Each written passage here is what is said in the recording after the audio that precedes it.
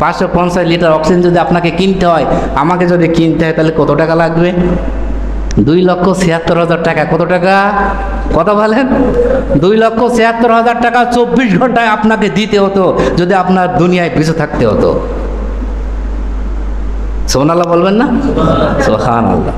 এই 2,76,000 টাকা আপনাকে দেয়া লাগবে না, আপনার কপাল দ্বারা আল্লাহ তাআলার সামনে সিজদা দিতে হবে। এটা আল্লাহ তাআলা বলছেন, ওমা খালাকতুল জিন্না ওয়াল ইনসা ইল্লা লিয়াবুদুন। আমি পৃথিবীতে জিন এবং মানুষকে সৃষ্টি করেছি, তারা আমাকে আনুগত্য করবে, আমার দাসত্ব করবে, আমার কোরআন দিয়ে রাষ্ট্র চালাবে, আমার কোরআনের পিছনে দৌড়ে বেড়াবে। ঠিক কিনা বলেন? সম্মানিত হাজিরিন, আর যারা কোরআন দিয়ে রাষ্ট্র চালায় না, আপনারা তাদের পেছনে ঘুরে বেড়াচ্ছেন। নাউযুবিল্লাহি মিন যালিক। অক্সিজেনকে তার বাপেরা দিয়েছে না আল্লাহ দিয়েছে? ঠিক কিনা বলেন? অক্সিজেনের মালিক কে? অক্সিজেনের মালিক কে? একমাত্র আল্লাহ অক্সিজেনের মালিক। তাহলে যিনি অক্সিজেনের মালিক, আমরা তার পেছনে ছুটবো, পৃথিবীর আর কোনো নেতার পেছনে ছুটবো না। ঠিক কিনা বলেন? এই তো মুসলমানের মতো জবাব দিয়েছেন ইনশাআল্লাহ তাআলা। আল্লাহ আপনাকে কবুল করুক, আমাদেরকে কবুল করুক, বলেন আমিন। জুমার দিন যদি কেউ সবার আগে ওযু গোসল করে সুন্দর করে সুগ্রাণ ব্যবহার করে অথবা আতর ভালো একটা পোশাক পরিধান করে যদি সে মসজিদে পায়ে হেঁটে যায়, রাসূল সাল্লাল্লাহু আলাইহি ওয়াসাল্লাম বলেন প্রত্যেক কদমে 1 বছরের সওয়াব হবে। বলে সুবহানাল্লাহ। কয় বছরের সওয়াব? 1 বছরের সওয়াব হবে। যদি আপনি বাসা থেকে আপনার মসজিদের দূরত্ব যদি 400 কদম হয়, এক পায়ে এক কদম, 400 বছরের সওয়াব আপনি পাবেন।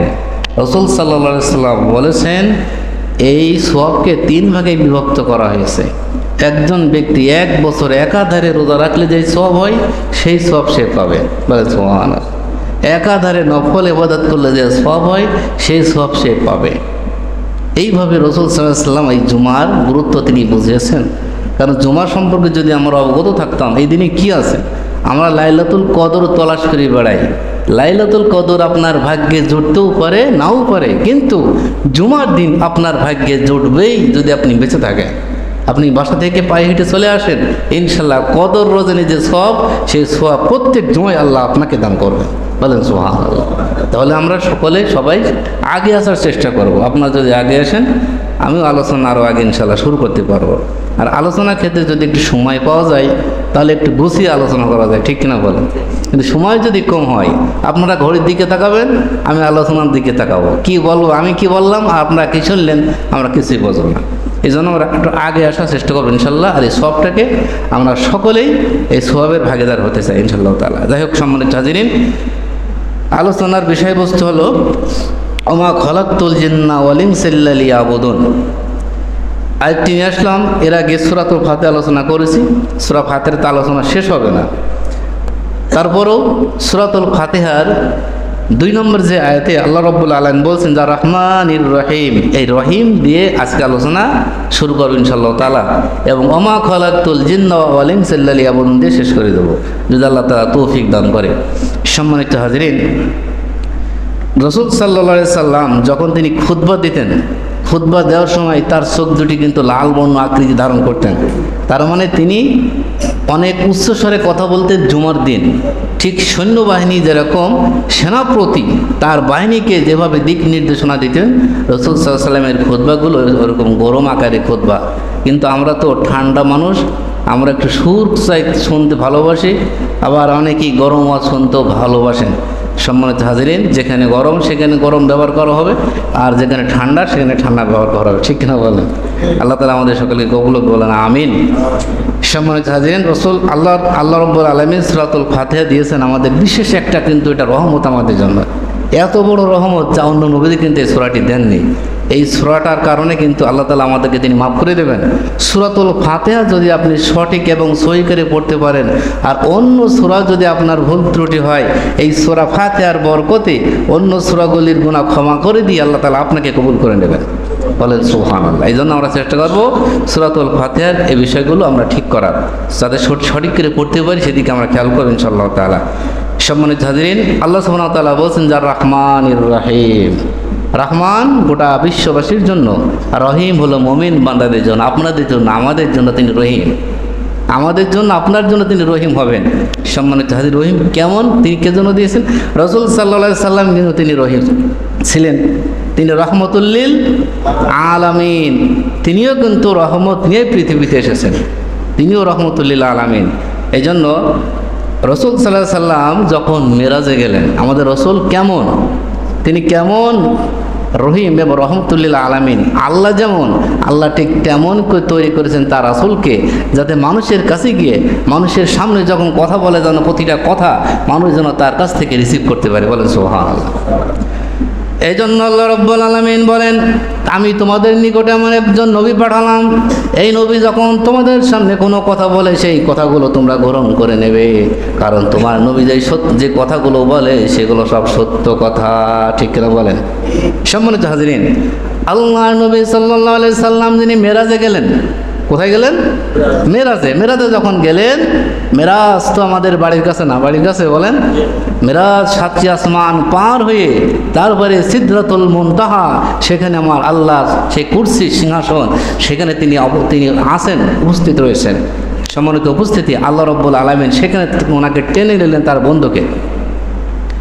আল্লাহ রাব্বুল আলামিন তার বন্ধুর কাছে গেলেন, আল্লাহ সুবহানাহু ওয়া তাআলা তা ওনাকে নিয়ে গেলেন।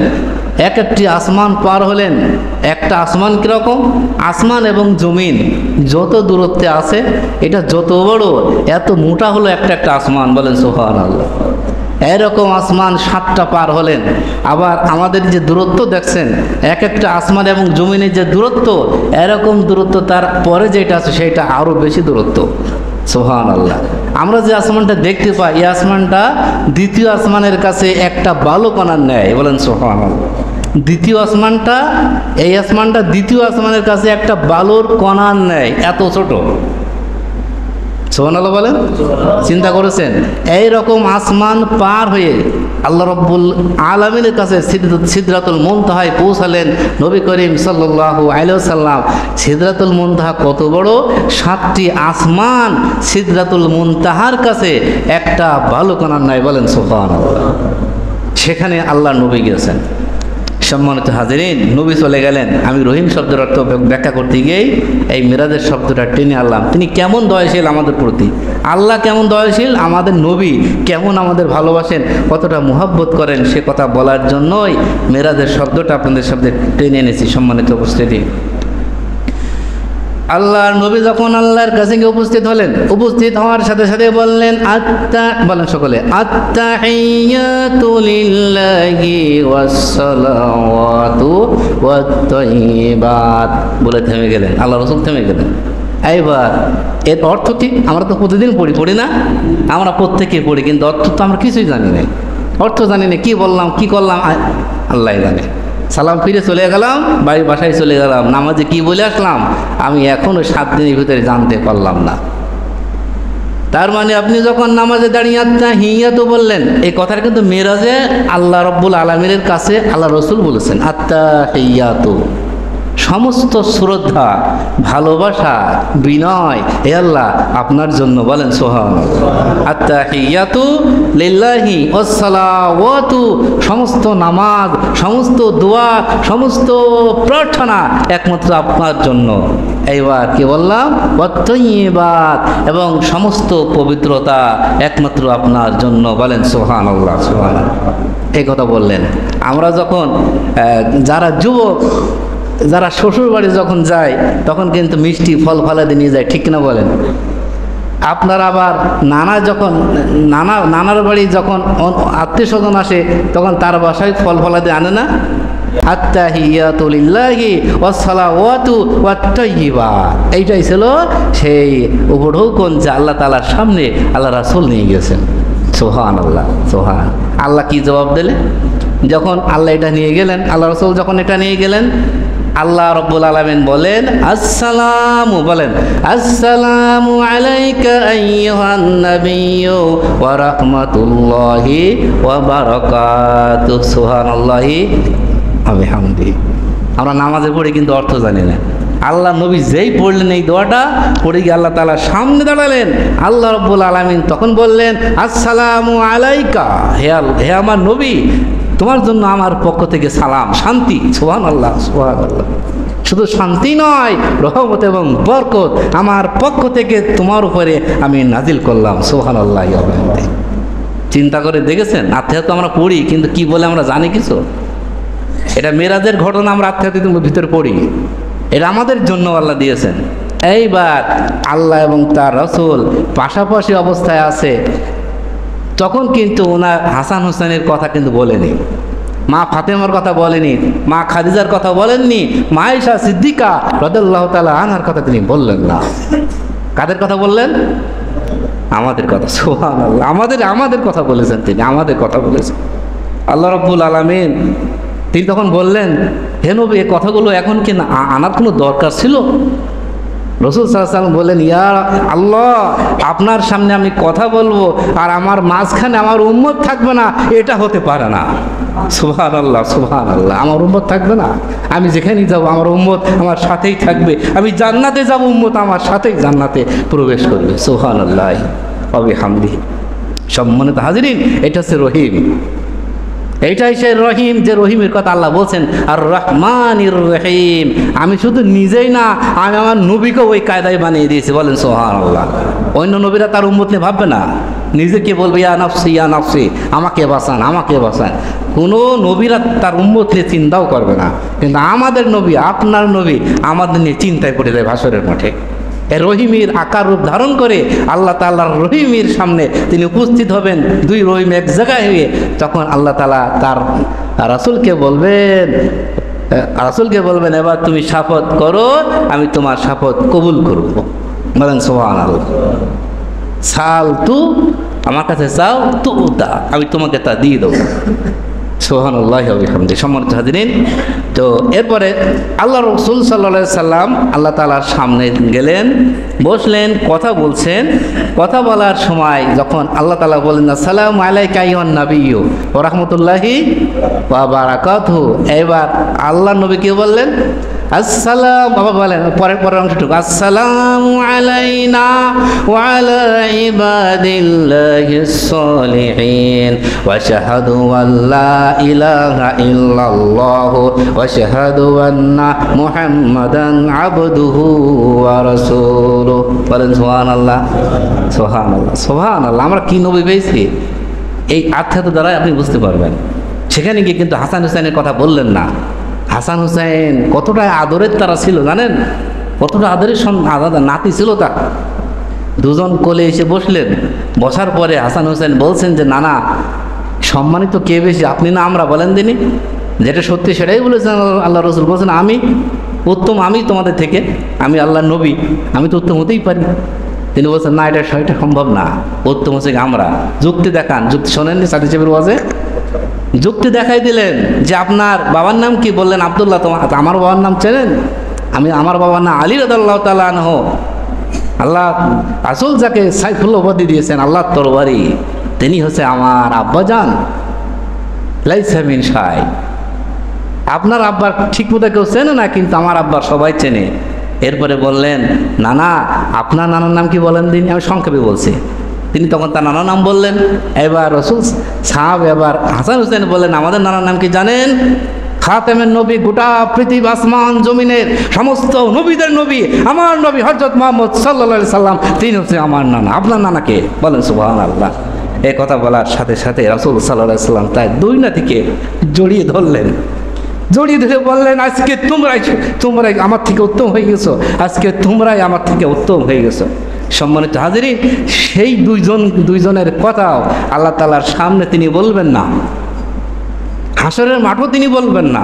হাসান হুসাইনের কথা জিজ্ঞাসা করবে না, হাসরের মাঠে তার কন্যার কথাও সেখানে উল্লেখ করবে না। একমাত্র উম্মতে মুহাম্মদীর জন্য আল্লাহ রাসূল হাসরের মাঠও তিনি পাগল হয়ে যাবেন, আমাদের জন্য কাঁদতে কাঁদতে তিনি অস্থির হয়ে যাবেন। আর আমরা সেই নবীর জন্য একটা দরুদ পড়তে পারি না। নবীকে গালি দেয় আমরা মুসলমান, আমাদের শরীরের রক্ত পর্যন্ত গরম হয় না। আমরা মুসলিম দাবি করি, আমাদের শরীরের পোষণটা খাড়া হয়ে দাঁড়ায় না। আমরা মুসলমান হয়ে কী করে, ঠিক কিনা বলেন?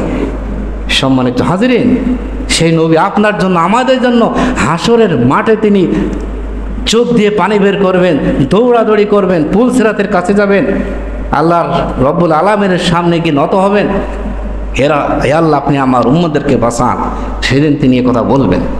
সম্মানিত হাজিরিন, তাহলে আমাদের কতটুকু সে রাসূলকে আনুগত্য করার দরকার? ফাত্তাবিউনি ইহবিবকুমুল্লাহ, আমার রাসূল কি আনুগত্য করো, আমি রব্বুল আলামিন তোমাকে এমনিতেই ভালোবাসবো। বলেন সুবহানাল্লাহ। এই রাসূলের আনুগত্য হলো আমার নবী যে তিনি যা করেছেন আপনাকে তাই করতে হবে। আমার নবী জিহাদের ময়দানে কীভাবে দুটি দাঁত শহীদ করেছিলেন সেইভাবে আপনার দাঁত মোবারক শহীদ করা লাগবে।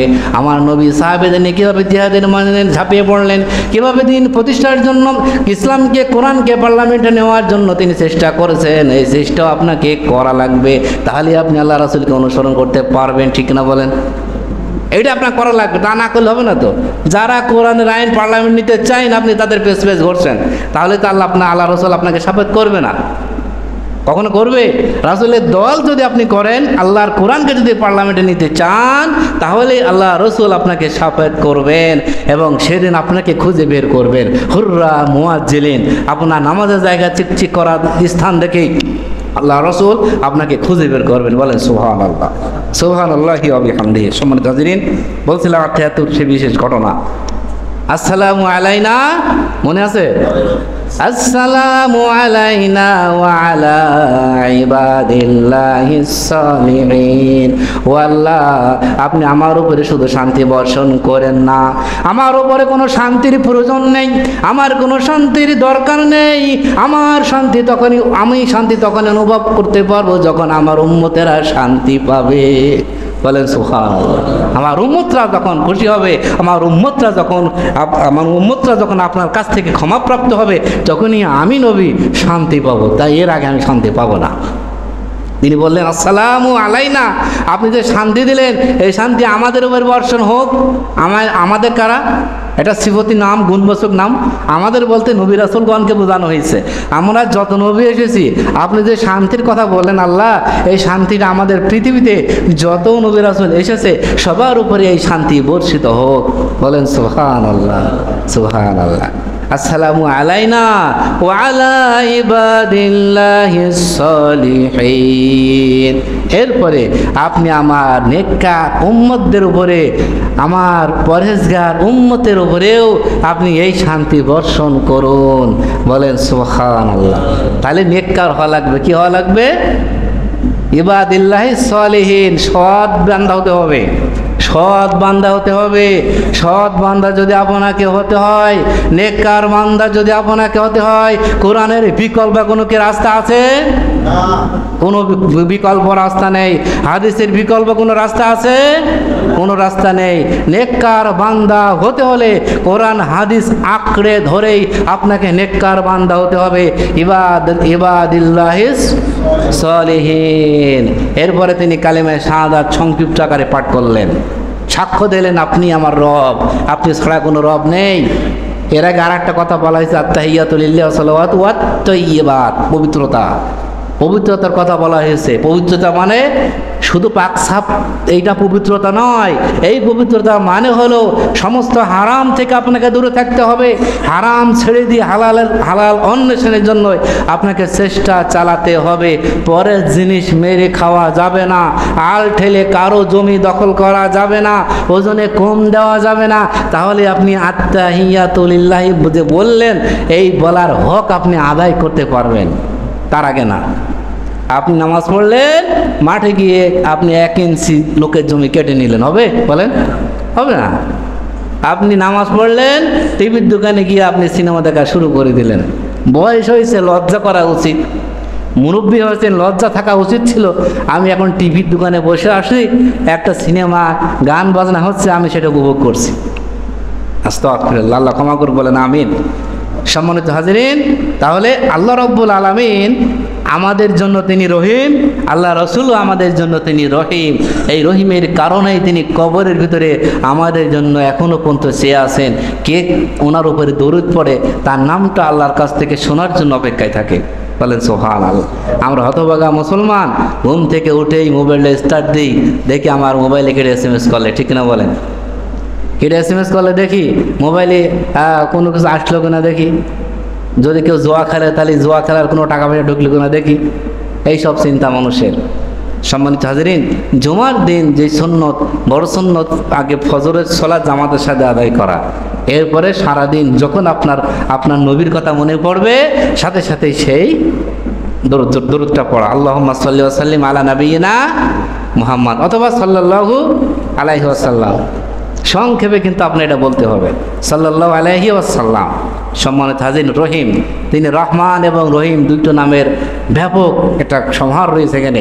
সম্মানিত উপস্থিতি, রহমানের কথা বলেছিলাম গত জুমায়, রহমানের ব্যাখ্যা দেওয়া সম্ভব নয়, রহিমের ব্যাখ্যা দিয়েও শেষ করে সম্ভব হবে না।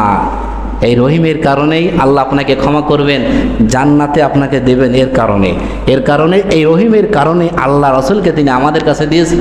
এই রহিমের কারণে আমাদেরকে মুসলমানের ঘরে তিনি জন্ম দিয়েছেন। বলেন সুবহানাল্লাহ। আমাদেরকে জান্নাত দেবে বলেই আল্লাহ আমাদেরকে মুসলিম হিসেবে একটা উপাধি দিয়েছেন। সুবহানাল্লাহ। এরপরে আর কি চাই আমরা, বলেন? আল্লাহ আমাদের হিন্দু ঘরে দিতে পারতেন না? অবশ্যই পারতেন, তিনি তা দেয়নি। আমাদের অন্য নবীর উম্মত বানাতে পারতেন না? মুসা নবী একদিন জিজ্ঞাসা করছেন আল্লাহ তাআলা আমাদের উম্মতে মুহাম্মদের ব্যাপারে, হে আল্লাহ তাআলা, উম্মতে মুহাম্মদের এত পাওয়ার, আপনি যদি আমার সেই আল্লাহ রসুলের উম্মত করতে পারতেন, মুহাম্মদ সাল্লাল্লাহু আলাইহি ওয়াসাল্লামের উম্মত করতে পারতেন, তাহলে আমি খুশি হয়ে যেতাম। বলেন সুবহানাল্লাহ। আল্লাহ রসুল বললেন এটা আর সম্ভব নয়, সেই সময় শেষ, সেটা সব লেখা হয়ে গেছে, আর সম্ভব নয়। মুসা আলাইহিস সালাম বলেন আল্লাহ তাহলে অন্তত তাদেরকে একটু দেখান তারা কেমন। আল্লাহ রাব্বুল আলামিন বলেন এটাও সম্ভব নয়, এটা আমি দেখাবো না, দেখানো সম্ভব নয়। এরপরে মুসা নবী বলেন আল্লাহ রাব্বুল আলামিন যদি এটাও সম্ভব না হয় তাহলে অন্তত তাদের একটি কণ্ঠ আমার শোনান, যাতে কণ্ঠটা শুনে আমার অন্তরটা ঠান্ডা হয়ে যায়। মুসা নবী বললেন ঠিক আছে। মুসা নবী যখন আল্লাহর কাছে বলে, আল্লাহ বললেন আচ্ছা ঠিক আছে, এটা দেখ শোনানো দায়। আল্লাহ রাব্বুল আলামিন ডাক দিলেন ইয়া উম্মতে মুহাম্মাদি, ও উম্মতে মুহাম্মাদি একটু জবাব দাও। আলমে আরওয়াহ থেকে উম্মতে মুহাম্মাদিদের রূহগুলো এক বাক্যে উত্তর দিল লাব্বাইক লাব্বাইক ইয়া আল্লাহ লা শারীকা লা লাব্বাইক। বলেন সুবহানাল্লাহ। এক বাক্যে একটা শব্দ এদিক ওদিক হলো না। আমরা সেদিন এক বাক্য উত্তর দিয়েছিলাম লাব্বাইক লাব্বাইক লা শারীকা লাকা লাব্বাইক। হাজির হাজির, আল্লাহ তাআলা আপনার সাথে কোনো শরীক নেই। বলেন সুবহানাল্লাহ। মুসা নবী বলছেন ইয়া আল্লাহ আমার জীবনে আসমানের নিচে জমিনের উপরে এত সুন্দর বাক্যে আপনার প্রশংসা করা, আপনার জবাবের উত্তর দেওয়া পর্যন্ত আজ কোনো উম্মত এখন পর্যন্ত পয়দা হয়নি। বলেন সুবহানাল্লাহ। আমরা এত সুন্দরভাবে আল্লাহ তাআলার জবাব দিয়েছিলাম, তার আহ্বানে জবাব দিয়েছিলাম, আর দুনিয়ায় এসে আমরা আল্লাহর সাথে নফরমানি করছি, আল্লাহর সাথে আমরা নফরমানি করছি। সম্মানিত উপস্থিতি, তাহলে চিন্তা করা যায় আল্লাহ রাব্বুল আলামিন মুসা আলাইহিস সালামকে শুনিয়ে দিলেন। এরপর আরেকজন নবীর আরো অনেক কাহিনী আছে আমাদের বিষয় নিয়ে। ঈসা আলাইহিস সালাম আল্লাহ তাআলার কাছে দোয়া করেছিলেন আমার উম্মত বানান। আল্লাহ রাব্বুল আলামিন ঈসা নবীর দোয়া তিনি কবুল করেছিলেন এবং সর্বশেষ মহানবী সাল্লাল্লাহু আলাইহি ওয়াসাল্লামের উম্মত হিসেবে পৃথিবীতে আগমন করবেন ইনশাআল্লাহ তাআলা। সম্মানিত হাজিরিন, তিনি যে রহমান এবং রহিম এই নামের গুরুত্ব যে এত বেশি আমরা এখনো পর্যন্ত কল্পনা করতে পারিনি। যদি পারতাম তাহলে আমরা মুসলমানেরা প্রত্যেকেই 5 ওয়াক্ত নামাজ পড়ে আল্লাহ তাআলার সামনে মাথা নত করতাম। সম্মানিত হাজিরিন, আমরা অক্সিজেন গ্রহণ করি না? বলেন, আমরা অক্সিজেন গ্রহণ করা বাদে কয়জন আছে? যারা আছে তারা কবরে, ঠিক না? বলেন, কথা বলতে হবে। যারা অক্সিজেন গ্রহণ করে না তারা কোথায় আছে? কবরে আছে। আর যারা অক্সিজেন গ্রহণ করে তারা দুনিয়ায় মসজিদের ভিতরে আমার সামনে বসে আছেন। আল্লাহ রাব্বুল আলামিন অক্সিজেন দিয়েছেন তার রহমান নামের গুণের ওসিলায়। আমাদের জন্য তিনি রহমান, আমাদের জন্য তিনি অক্সিজেনের ব্যবস্থা করেছেন। বলেন সুবহানাল্লাহ সুবহানাল্লাহ। এই অক্সিজেন দিলেন। অক্সিজেনের ভিতরে একাধিক উপাদান আছে। একটা হলো অক্সিজেন, বাতাসের ভিতরে একাধিক উপাদান আছে। 1 নম্বর হলো অক্সিজেন। 1 নম্বরের নাম কি? অক্সিজেন। এরপরে রয়েছে নাইট্রোজেন, এরপরে আর্গন, এরপরে কার্বন। এরকম একাধিক উপাদান আল্লাহ তাআলা দিয়েছেন এই বাতাসের ভিতরে। বাতাসটা আমরা প্রতিদিন গ্রহণ করছি 12,000 লিটার। কত লিটার? 12,000 লিটার। কথা একটাও এদিক ওদিক হবে না। আপনারা এটা প্রমাণ করে নিয়ে গুগলে সার্চ দিয়ে বের করেন। 12,000 লিটার আমরা প্রতিনিয়ত বাতাস গ্রহণ করছি। যদি কেউ বেশি জোরে দৌড়ায়, শ্বাস প্রশ্বাস বেশি নেয়, তাহলে একটু কম বেশি হতে পারে। যারা মোটা বেশি তাদের অক্সিজেনের প্রয়োজন বেশি, যারা হালকা এদের অক্সিজেন কম লাগে। এজন্য গড় 12,000 লিটার বাতাস 24 ঘন্টায় আমরা গ্রহণ করছি। বলেন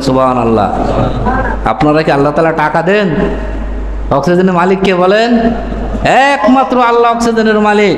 আর সেই আল্লাহ তাআলার অক্সিজেন গ্রহণ করে আমরা এমন মানুষের পেছনে ঘুরে বেড়াচ্ছি যারা কোরআনের শত্রু, যারা কোরআনের বিরুদ্ধে অবস্থান নেয়। ঠিক কিনা বলেন? সম্মানিত হাজিরিন, এটা করা যাবে না। 12,000 অক্সিজেনের ভিতরে 550 লিটার, 12,000 বাতাসের ভিতরে 550 লিটার অক্সিজেন আমরা সেখান থেকে গ্রহণ করছি। আর একবার বলি সুবহানাল্লাহ। কত লিটার? 550 লিটার। একটু মনে রেখেন, 550 লিটার অক্সিজেন আমরা প্রতিনিয়ত 24 ঘন্টায় বাতাস থেকে গ্রহণ করছি। মায়ের পেটের ভিতরে মনে হয় আমরা বলেছিলাম, হে আল্লাহ, তুমি যে 12,000 বাতাস আমাদের জন্য বরাদ্দ করেছো, 12,000 লিটার, এর মধ্যে বাতাস আমরা অক্সিজেন কী করে বের করব? আমার পেটের ভিতরে অন্তত একটা মেশিন বসাই দেবো না, বলিলাম? কথা বলেন? আমরা বলিনি কেউ।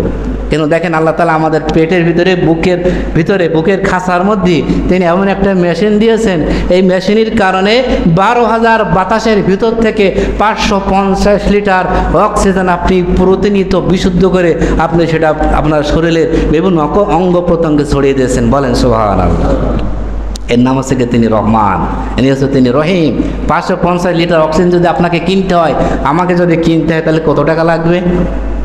2,76,000 টাকা। কত টাকা? কথা বলেন? 2,76,000 টাকা 24 ঘন্টায় আপনাকে দিতে হতো যদি আপনার দুনিয়ায় বেঁচে থাকতে হতো। সুবহানাল্লাহ বলবেন না? সুবহানাল্লাহ। এই 2,76,000 টাকা আপনাকে দেয়া লাগবে না, আপনার কপাল দ্বারা আল্লাহ তাআলার সামনে সিজদা দিতে হবে। এটা আল্লাহ তাআলা বলছেন, ওমা খলাকতুল জিন্না ওয়াল ইনসা ইল্লা লিয়াবুদুন। আমি পৃথিবীতে জিন এবং মানুষকে সৃষ্টি করেছি, তারা আমাকে আনুগত্য করবে, আমার দাসত্ব করবে, আমার কোরআন দিয়ে রাষ্ট্র চালাবে, আমার কোরআনের পিছনে দৌড়ে বেড়াবে। ঠিক কিনা বলেন? সম্মানিত হাজিরিন, আর যারা কোরআন দিয়ে রাষ্ট্র চালায় না, আপনারা তাদের পেছনে ঘুরে বেড়াচ্ছেন। নাউযুবিল্লাহ মিন জালিক। অক্সিজেনকে তার বাপেরা দিয়েছে না আল্লাহ দিয়েছে? ঠিক কিনা বলেন? অক্সিজেনের মালিক কে? অক্সিজেনের মালিক কে? একমাত্র আল্লাহ অক্সিজেনের মালিক। তাহলে যিনি অক্সিজেনের মালিক, আমরা তার পেছনে ছুটবো, পৃথিবীর আর কোনো নেতার পেছনে ছুটবো না। ঠিক কিনা বলেন? এই তো মুসলমানের মতো জবাব দিয়েছেন ইনশাআল্লাহ তাআলা। আল্লাহ আপনাকে কবুল করুক, আমাদেরকে কবুল করুন। বলেন আমিন। এবার বাসায় গিয়ে আপনারা ক্যালকুলেটর মারবেন, তাহলে 1 মাসে খরচ কত, 1 বছরে খরচ কত। এরপরে যদি আপনার ঈমান থাকে, আপনার কপাল মাটিতে আসতে বাধ্য, আল্লাহকে সেজদা দেওয়া বাধ্য, আপনাকে দিতেই হবে। শুধু অক্সিজেন দিলেন না, আর্গন দিলেন। আর্গনের কাজ কি? সময় নেই, আর বলবো না। এরপরে কার্বনের কাজ কি? নাইট্রোজেন কাজ কি? আপনার প্রত্যেকটা অঙ্গের কাজ আছে এর ভিতরে। এই 4টি উপাদানের যে কাজ আল্লাহ দিয়েছে, অফুরন্ত নিয়ামত। বলেন সুবহানাল্লাহ। আল্লাহ তাআলা আমাদের সকলকে কবুল করুক।